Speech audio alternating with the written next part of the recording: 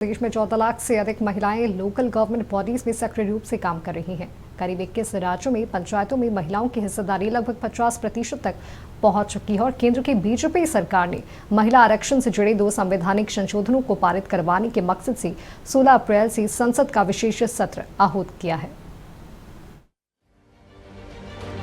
नई दिल्ली के विज्ञान भवन में नारी शक्ति वंदन सम्मेलन का आयोजन हुआ।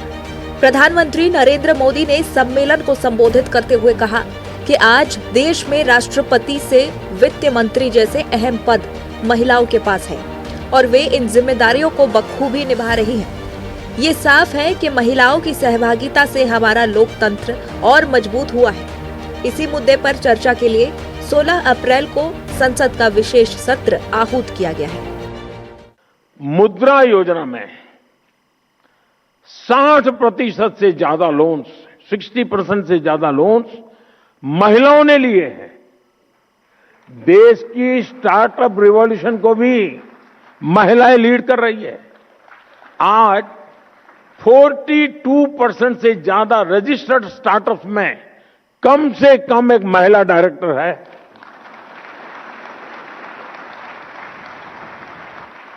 महिलाओं के करियर पर प्रभाव ना पड़े, इसके लिए हमने मैटरनिटी लीव को भी बढ़ाकर 26 हफ्ते कर दिया है।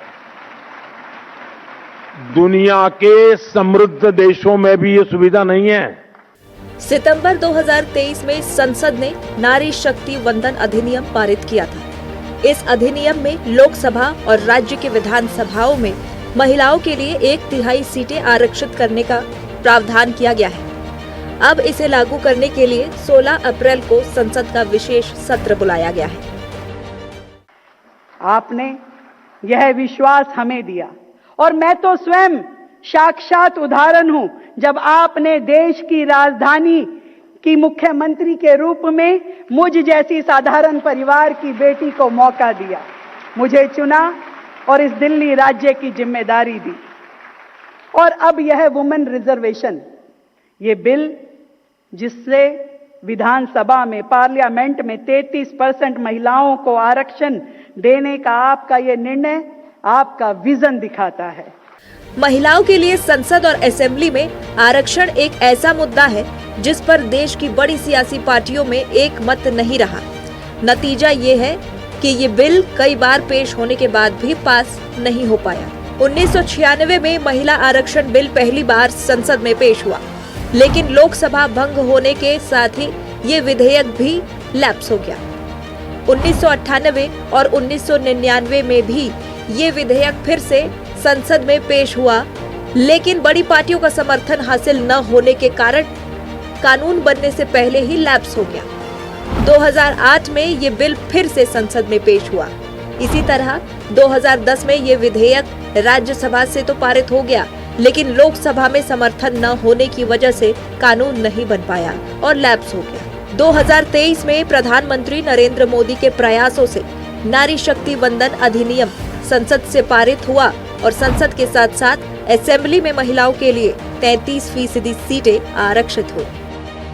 सरकार ने 16 अप्रैल को विशेष सत्र इसलिए आहूत किया है क्योंकि जो अधिनियम सितंबर 2023 में पारित हुआ था, उसमें महिला आरक्षण को जनगणना और परिसीमन से जोड़ा गया था, लेकिन जनगणना में हो रही देरी के मद्देनजर सरकार अब 2011 की जनगणना को आधार मानकर आगे बढ़ने की योजना बना रही है।